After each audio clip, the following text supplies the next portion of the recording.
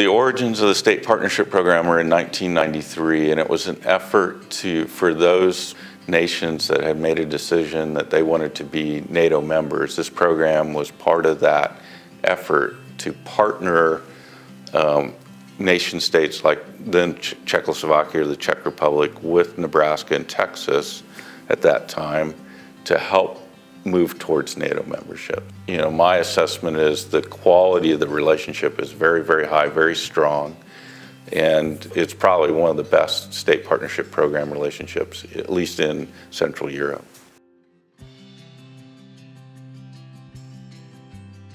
I think it's the strong connection, you know, heritage-wise with the number of Czechs in Nebraska and Texas. And by the way, the Czech Republic is the only nation that has 2 National Guard states involved. All the others only get 1.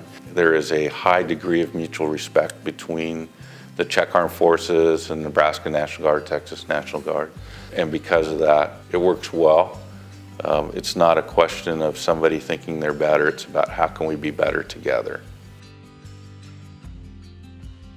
I'm glad to really in some ways be a representative of the Czech Republic back home in this, and that's very meaningful for me personally. So my grandfather on my father's side, Jan, came to the United States in 1904, and we actually have a copy of his papers when he immigrated through Ellis Island.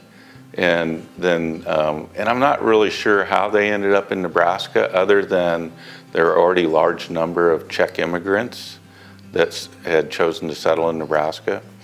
And so it was him, and then his wife, Mary, and their 2 oldest daughters followed. And then there were 15 kids total, ultimately, in the family, so it's a large family. And so that was the beginnings. The first time I came to the Czech Republic through the state partnership program was in 1998, and all I had was some names and phone numbers that my father had given me. And I think it was that afternoon we were in I think it's my father's cousin's house, Joseph Bohac, and here in Prague. It was just like an immediate connection. It was pretty amazing.